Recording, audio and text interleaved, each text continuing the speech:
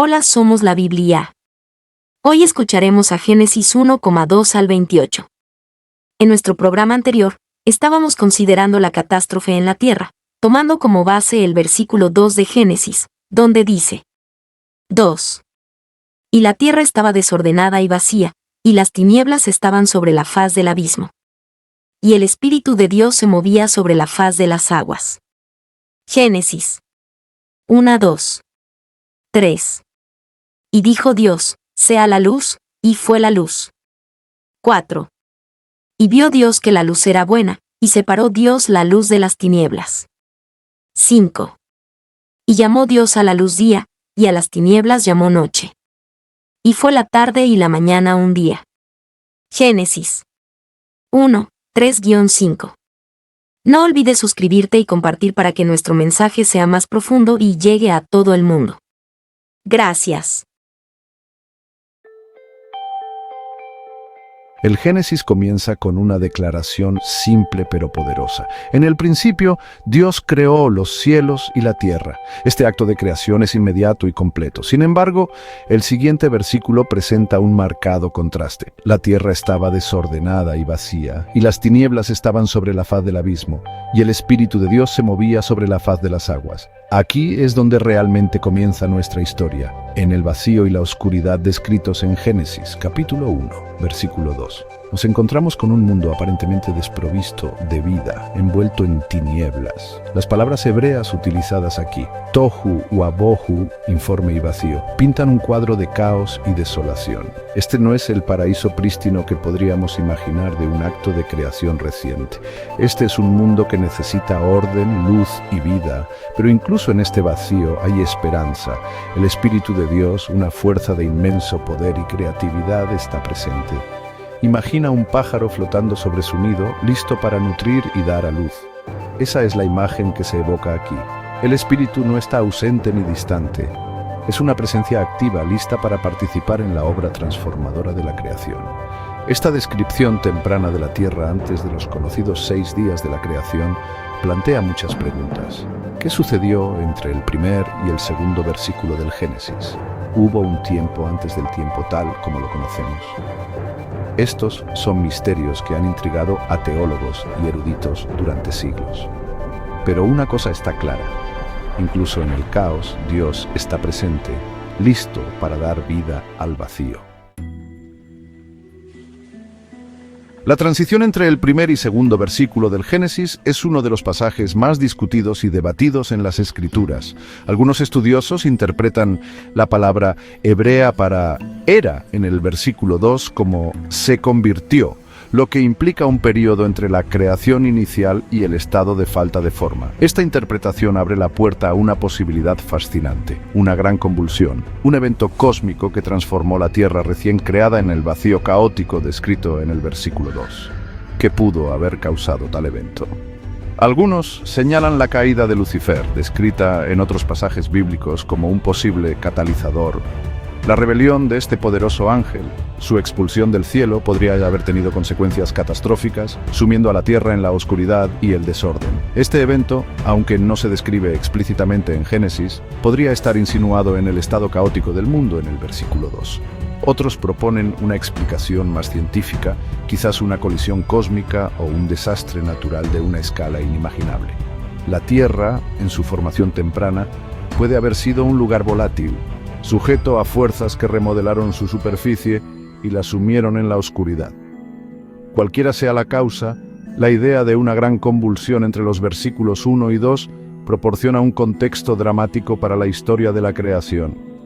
Subraya el poder transformador de Dios, que toma un mundo envuelto en tinieblas y produce luz, orden y vida. A medida que profundizamos en Génesis, capítulo 1, versículo 2, encontramos la presencia del Espíritu de Dios, flotando sobre las aguas. Esta no es solo una observación pasiva, es un compromiso activo, un preludio de la obra transformadora de la creación. La palabra hebrea para flotando sugiere una presencia nutritiva y dadora de vida, muy parecida a una madre pájaro que incuba sus huevos. El Espíritu de Dios es la fuerza impulsora detrás de la recreación de la tierra. Es a través del poder del Espíritu que la oscuridad da paso a la luz, que el orden surge del caos y que la vida brota de las aguas estériles.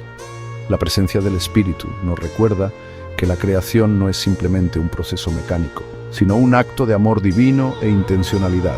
Imagina a un alfarero dando forma meticulosamente a un trozo de arcilla para convertirlo en una hermosa vasija. Así como las manos del alfarero moldean y dan forma a la arcilla, así también el Espíritu de Dios moldea y da forma al vacío sin forma, insuflando vida y orden al mundo. Este no es un evento único, sino un proceso continuo. El aliento del Espíritu continúa sosteniendo y renovando el mundo, incluso hoy.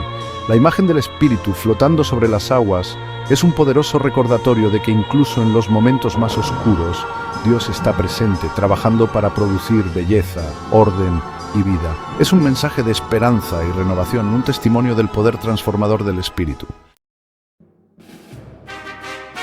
Sección 4. Día a día. El despliegue de la creación.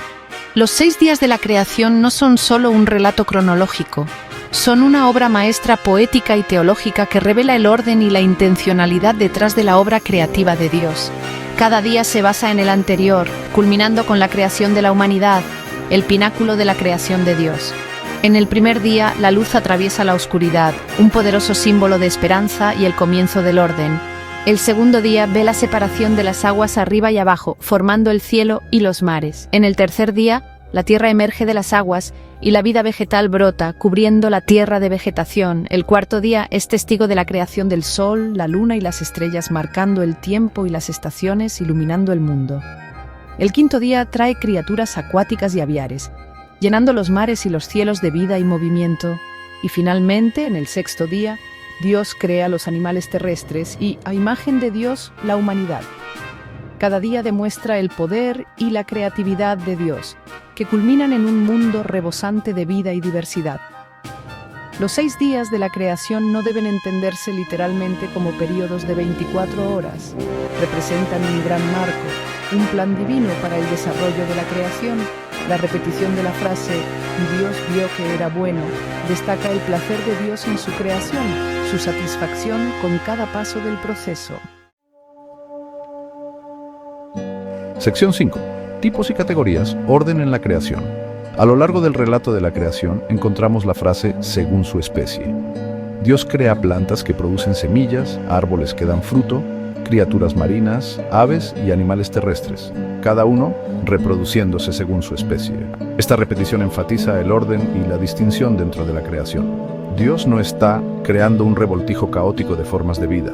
Está estableciendo categorías, límites y distinciones. Este concepto de especie se ha interpretado de diversas maneras a lo largo de la historia. Algunos lo ven como una referencia a especies distintas, mientras que otros lo ven como una clasificación más amplia, que abarca una gama de criaturas con características compartidas. Independientemente de la interpretación específica, el mensaje subyacente es claro. La creación de Dios no es aleatoria ni fortuita. Se caracteriza por el orden, la diferenciación y el propósito. Este concepto de especies también proporciona un marco para comprender el mundo natural. Sugiere que existen límites inherentes al cambio biológico, que las criaturas se reproducen dentro de sus categorías designadas. Si bien hay espacio para la variación y la adaptación dentro de estas categorías, los límites fundamentales permanecen en su lugar. La frase "según su especie" no es simplemente un detalle descriptivo. Es una declaración profunda sobre la naturaleza de la creación de Dios. Habla de su sabiduría, su intencionalidad y su deseo de orden y distinción dentro de la diversidad de la vida en la tierra. Sección 6. A nuestra imagen, la creación de la humanidad. El clímax del relato de la creación llega con la creación de la humanidad. Génesis 1:26 dice: "Entonces dijo Dios, hagamos al hombre a nuestra imagen, conforme a nuestra semejanza, y que tengan dominio sobre los peces del mar, sobre las aves de los cielos, sobre el ganado, sobre toda la tierra y sobre todo animal que se arrastra sobre la tierra". Este pasaje introduce el concepto de imagen de Dios, una frase que ha provocado un sinfín de debates teológicos y filosóficos. ¿Qué significa que los humanos sean creados a imagen de Dios? No se trata de un parecido físico. Dios es espíritu, no está limitado por una forma física. En cambio, apunta a un conjunto único de cualidades otorgadas a la humanidad. Un aspecto de la imagen de Dios es nuestra capacidad de razonamiento, creatividad y juicio moral. Somos capaces de amar, compadecer y ser desinteresados, reflejando la naturaleza misma de nuestro Creador. También se nos da dominio sobre la tierra, la responsabilidad de cuidar y administrar la creación que se nos ha confiado. Sin embargo, la imagen de Dios en nosotros no es un estado estático o garantizado. Es un potencial, un llamado a reflejar el carácter de Dios en nuestros pensamientos, palabras y acciones. Tenemos la capacidad para un gran bien, pero también para el egoísmo, la codicia y la destrucción. Nuestras decisiones, nuestras acciones, pueden reflejar o distorsionar la imagen de Dios dentro de nosotros. Estaban sobre la faz del abismo, y el Espíritu de Dios se movía sobre la faz de las aguas. Dijimos que una gran catástrofe había tenido lugar entre el versículo 1 y el versículo 2. Dijimos también que Dios no había creado la tierra desordenada y vacía, sino que creó el universo, un cosmos, una perfección, y no lo creó un caos. Sin embargo, llegó a ser un caos. Lo formó para ser habitado y fue Dios quien llegó a este destrozo y lo transformó para que fuera un lugar habitable para el hombre. Mencionamos también que los hallazgos de todos los estudios del espacio revelan que por mucho que pueda ser determinado, esta tierra parece ser el único lugar habitable en el universo para los seres humanos.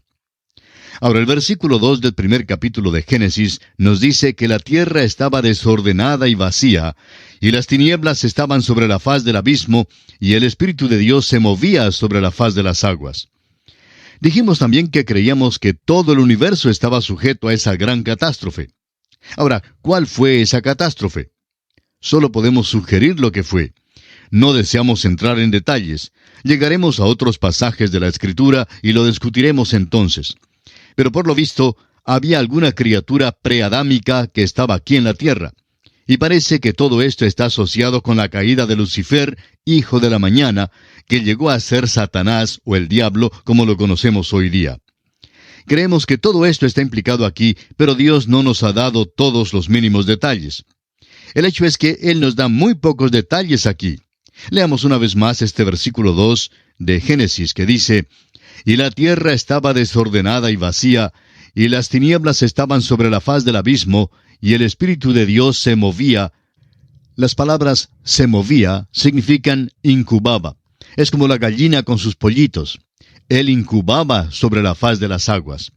Luego el Espíritu Santo comenzó un ministerio aquí, y encontramos que es algo que hace muchas veces, y es crear de nuevo. Llega a esta escena y crea de nuevo. Eso es precisamente lo que hace con nosotros. Usted recordará lo que el Señor Jesucristo dijo: «Os es necesario nacer de nuevo». Y no solo eso, sino también os es necesario nacer del Espíritu.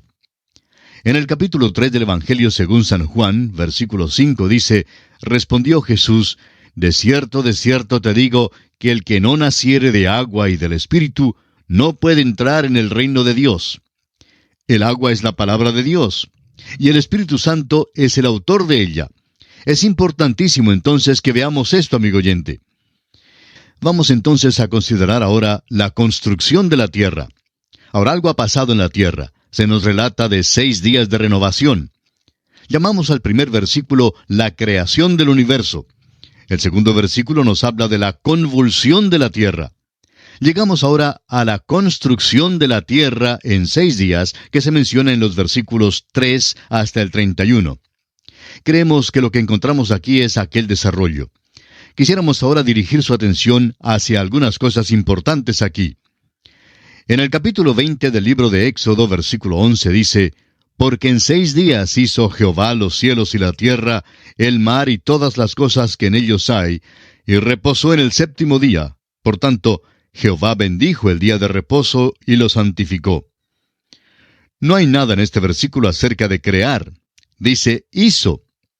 Dios está tomando lo que ya está formado, y en estos 6 días no está creando, sino recreando, es decir, creando de nuevo. Él está haciendo de lo que ya existe, de la materia que sin duda Él había causado que existiera billones de años antes. Él está creando la vida para ponerla en la tierra, y asimismo está creando al hombre para la tierra. Siendo que usted y yo somos criaturas, pues nos importa esta historia. Ahora, desde el versículo 3 hasta el versículo 5, leemos estas palabras: «Y dijo Dios, sea la luz, y fue la luz. Y vio Dios que la luz era buena, y separó Dios la luz de las tinieblas. Y llamó Dios a la luz día, y a las tinieblas llamó noche. Y fue la tarde y la mañana un día. El primer día, la luz. Amigo oyente, tiene que ser un día de 24 horas. No vemos cómo se pueda sacar de esto otra cosa. Lo importante en nuestro estudio de estos versículos es que Dios dice, sea la luz. 10 veces en este capítulo encontraremos palabras así como estas: haya la expansión, y haya lumbreras, y júntense las aguas, etc. Alguien los ha llamado los 10 mandamientos de la creación. Es un decálogo divino el que tenemos aquí. Y esta es la primera vez que se nos dice que Dios habló. Sea la luz, y fue la luz. El segundo día, la expansión. Del versículo 6 hasta el versículo 8 dice, luego dijo Dios, haya expansión en medio de las aguas, y separe las aguas de las aguas. E hizo Dios la expansión, y separó las aguas que estaban debajo de la expansión, de las aguas que estaban sobre la expansión. Y fue así. Y llamó Dios a la expansión cielos. Y fue la tarde y la mañana, el día segundo. La palabra en hebreo es ruach, que significa atmósfera. Dios separó las aguas de las aguas. ¿Qué significa eso? Bueno, primero separó las aguas perpendicularmente. Hay agua por arriba y hay agua por debajo de nosotros. Y llamó Dios a la expansión cielos. Estos no son los cielos en los cuales usted y yo pensamos. Realmente se menciona 3 cielos en las Escrituras. El Señor Jesús habló de las aves del cielo, y creemos que ese es el cielo que tenemos aquí que se menciona en este versículo. Luego hay las estrellas del cielo, y hay el tercer cielo donde mora Dios. De modo que el primer estrato es donde están las nubes y donde vuelan las aves. Y fue la tarde y la mañana el día segundo. El tercer día, la tierra, mares y plantas. Del versículo 9 hasta el versículo 13 leemos, dijo también Dios, júntense las aguas que están debajo de los cielos en un lugar, y descúbrase lo seco. Y fue así. Y llamó Dios a lo seco tierra, y a la reunión de las aguas llamó mares. Y vio Dios que era bueno. Después dijo Dios, produzca la tierra hierba verde, hierba que dé semilla, árbol de fruto que dé fruto según su género, que su semilla esté en él sobre la tierra. Y fue así. Produjo pues la tierra hierba verde, hierba que da semilla según su naturaleza, y árbol que da fruto, cuya semilla está en él según su género. Y vio Dios que era bueno. Y fue la tarde y la mañana el día tercero. Ahora se hace una separación horizontal de las aguas. Primero, las aguas de arriba fueron separadas de las aguas de abajo. Ahora el agua es separada de la tierra. Y no hay nada que no sea científico en cuanto a esto. Nos dicen que cada lugar al costado superior de esta tierra en que vivimos hoy fue cubierto por agua alguna vez. Ese fue un juicio que ocurrió a la tierra por allá en la eternidad del lejano pasado, y no sabemos casi nada acerca de ello. Cualquier cosa que digamos es especulación, porque Dios verdaderamente nos ha dicho muy poco aquí, pero nos ha dicho lo suficiente para que podamos creerlo. Notemos ahora que llamó Dios a lo seco tierra. ¿Qué es lo que Dios está preparando? Pues nos parece que está preparándonos un lugar donde pueda poner al hombre, y lo está haciendo habitable. El hombre no es una criatura del agua, aunque existen los evolucionistas que creen que nos originamos en el mar, de la alga marina, como ya hemos mencionado. Otros creen que nos originamos en la basura. Bueno, eso es absolutamente absurdo, amigo oyente. Ahora, Dios crea las plantas aquí porque el hombre hasta el diluvio era vegetariano, lo que quiere decir que el hombre no comía otra cosa que frutas y nueces. La creación de las plantas entonces completó el tercer día. En el cuarto día encontramos el sol, la luna y las estrellas.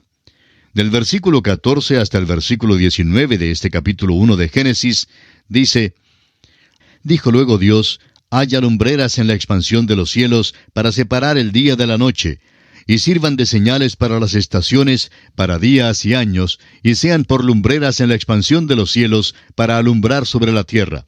Y fue así. E hizo Dios las 2 grandes lumbreras, la lumbrera mayor para que señorease en el día, y la lumbrera menor para que señorease en la noche. Hizo también las estrellas. y las puso Dios en la expansión de los cielos para alumbrar sobre la tierra, y para señorear en el día y en la noche, y para separar la luz de las tinieblas. Y vio Dios que era bueno. Y fue la tarde y la mañana el día cuarto. Dios no creó el sol y la luna en esta ocasión. Ya estaban en el universo. Dios simplemente los colocó en su lugar. Uno de ellos se encargaría del día, y el sol lo hace bastante bien. La luna lo hace bastante bien de noche. Hay algunos jóvenes que inclusive utilizan la luz de la luna para declararle sus sentimientos a sus enamoradas y se ven bastante bien influenciados. No conocemos su caso en particular, amigo oyente, pero el autor de estos estudios bíblicos, el Dr. J. Vernon McGee, le declaró su amor a la que llegó a ser su esposa, precisamente a la luz de la luna. Como podemos ver, la luna influye mucho en la noche. De eso no hay dudas. Bueno, luego encontramos aquí una pequeña cláusula. Hizo también las estrellas. Ese fue un trabajo grande, pero no lo fue para Dios. Fue Juan Wesley quien dijo, Dios creó los cielos y la tierra. Hizo las estrellas también sin tratar aún a medias de hacerlo. Fíjese usted que Dios es el que separa aquí. Pone uno para señorear en el día, otro para señorear en la noche, y separa la luz de las tinieblas. ¿Y sabe usted que todavía hace eso? Hay quienes preguntarán, ¿cuál es la diferencia entre lo bueno y lo malo? Amigo oyente, Dios lo ha delineado todo muy bien. ¿Cómo es que sabemos lo que es bueno? Bueno, Dios dice lo que es bueno. Dios ha dado ciertos principios. Él separa la luz de las tinieblas, y existe la misma distinción entre lo bueno y lo malo, amigo oyente. Es Dios quien hace la diferencia, y hoy todavía continúa haciéndolo. En el quinto día encontramos los animales, los peces y las aves. En Génesis capítulo 1, versículos 20 al 23 leemos, Dijo Dios, produzcan las aguas seres vivientes y aves que vuelen sobre la tierra en la abierta expansión de los cielos. Y creó Dios los grandes monstruos marinos y todo ser viviente que se mueve, que las aguas produjeron según su género, y toda ave alada según su especie. Y vio Dios que era bueno. Y Dios los bendijo diciendo, Fructificad y multiplicaos, y llenad las aguas en los mares, y multiplíquense las aves en la tierra. Y fue la tarde y la mañana el día quinto. Ahora encontramos aquí un poquito de la evolución, y no queremos que nos entienda mal, amigo oyente. No queremos decir una evolución que sostiene la tesis de que todo salió de una pequeña célula, sino que queremos decir que Dios hizo una de cada criatura, es decir, una célula de cada criatura. Notemos que dice que creó cada una según su especie. Eso no significa especies, así como dice Darwin. Es más amplio que eso, y puede que se considere mejor como fila. Significaría una clase entera, como por ejemplo la clase del caballo incluiría a la cebra. Es decir, Dios creó un animal de la clase del caballo, y todos los demás de aquella clase han procedido de él. Nosotros creemos que esa es la verdad. Es completamente distinto que el decir que todas las cosas comenzaron de una pequeña ameba, negando que Dios creó los animales. Creemos que ha habido cambios y desarrollo, pero ha habido también un desarrollo hacia abajo. Notemos que Dios proclama que su obra es buena. El científico dijo que si vamos a enseñar la historia de la creación, podemos también enseñar la teoría de la cigüeña. Bueno, la Biblia ciertamente se deshace de la teoría de la cigüeña. Si leemos cuidadosamente, podremos notar que estos animales debían multiplicarse. Y esto es verdad en cuanto a los hombres también, como veremos más adelante. No se halla a Juanito bajo un árbol y la cigüeña tampoco trae a Susanita. Dios creó los cielos, la tierra y los animales. Llegamos ahora al sexto día y encontramos allí la fertilidad de los animales y la creación del hombre.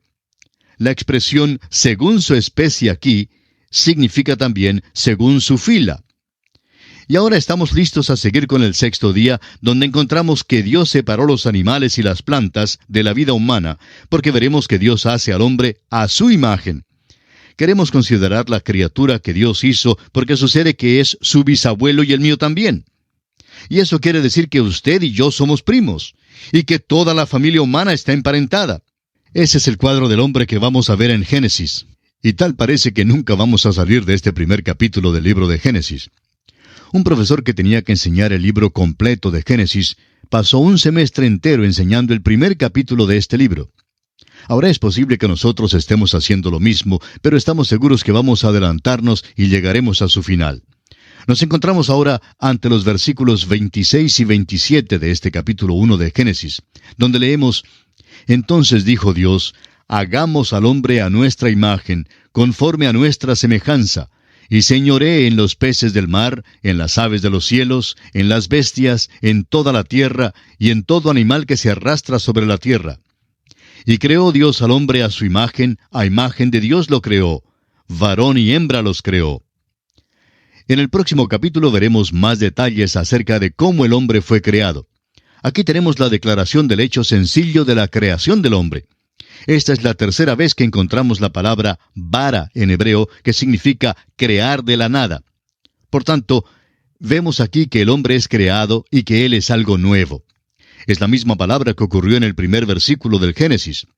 Primero Dios creó el universo físico, y eso se encuentra en el versículo 1. Luego creó vida, y eso lo leemos en el versículo 21. Y creó Dios los grandes monstruos marinos y todo ser viviente que se mueve. Ahora Dios crea al hombre en el versículo 27.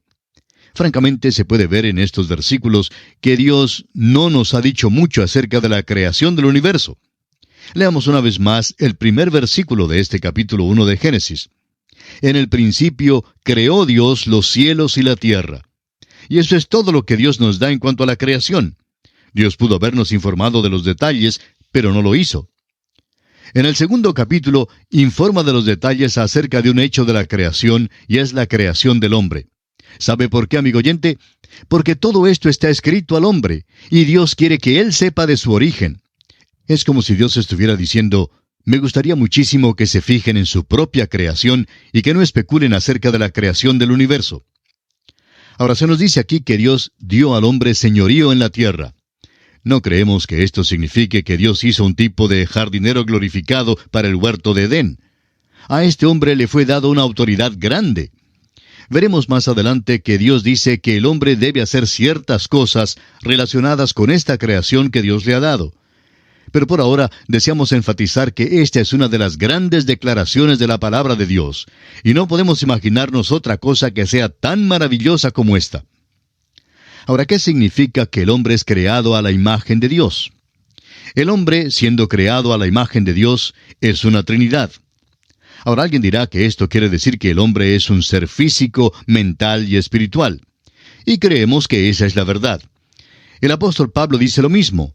Allá en su primera carta a los Tesalonicenses, capítulo 5, versículo 23, dice él: y todo vuestro ser, espíritu, alma y cuerpo, sea guardado irreprensible para la venida de nuestro Señor Jesucristo. Veremos en el capítulo 2 que realmente significa más que eso. Creemos que incluye el hecho de que el hombre es una personalidad, y como personalidad es consciente de sí mismo. Y luego, él es quien hace sus propias decisiones porque es un libre agente moral. Esta es la cosa que es singular aparentemente en cuanto al género humano. Esto se deduce del hecho de que el hombre es creado a la imagen de Dios. Estos versículos no nos dan los detalles acerca de cómo fue creado el hombre, ni cómo fue creada la mujer. No encontramos tales detalles sino hasta cuando llegamos al segundo capítulo. Y esa es la razón por la cual decimos que Dios no tenía la intención de informarnos de los detalles con respecto a la creación de este gran universo en el cual vivimos, porque si nos los hubiera dado, tendría que haber añadido muchos más capítulos en cuanto a esta creación. Él no ofrece ninguna explicación más que la que tenemos, que Él es el Creador. Y eso, amigo oyente, nos trae de vuelta a la importantísima verdad que hallamos en el capítulo 11 del libro de Hebreos, versículo 3, donde dice: por la fe entendemos haber sido constituido el universo por la palabra de Dios, de modo que lo que se ve fue hecho de lo que no se veía. Las cosas que vemos hoy fueron hechas de las cosas que no existían antes. La creación fue hecha de la nada. Alguien nos pedirá que expliquemos esto. Amigo oyente, no se lo podemos explicar. Lo interesante es que la evolución tampoco lo explica. Nunca ha contestado la evolución la pregunta de cómo la nada llega a ser materia. Siempre comienzan con una pequeña ameba, o con una basura, o con un pedacito de alga marina, o con un mono en un árbol. Amigo oyente, es que nuestras mentes deben tener algo con qué comenzar, pero la Biblia empieza con nada. Dios creó. Esta es la revelación grande de este capítulo. En Génesis capítulo 1, versículo 28 leemos, «Y los bendijo Dios y les dijo, fructificad y multiplicaos, llenad la tierra y sojuzgadla, y señoread en los peces del mar, en las aves de los cielos, y en todas las bestias que se mueven sobre la tierra». Ahora consideremos esto un poquito porque creemos que hemos llegado a algo interesante. Dios ha dado a esta criatura una bendición excepcional. Mandó al hombre que fructificara, se multiplicara y llenara la tierra. De modo que vemos aquí que Dios es quien ha presentado el asunto del sexo. Es muy interesante que esta generación cree que ha descubierto algo nuevo. Uno recibe la impresión hoy en día que este asunto ha llegado a ser un atolladero psicológico para esta generación, y que esta generación es como el Cristóbal Colón que acaba de descubrir el sexo. Amigo oyente, es Dios quien hace mención del sexo allá en el principio, en el Génesis. Y bien, aquí concluimos nuestra lección de hoy y proseguiremos, Dios mediante, en nuestra próxima visita. Mientras tanto, que el Señor le bendiga es nuestra ferviente oración.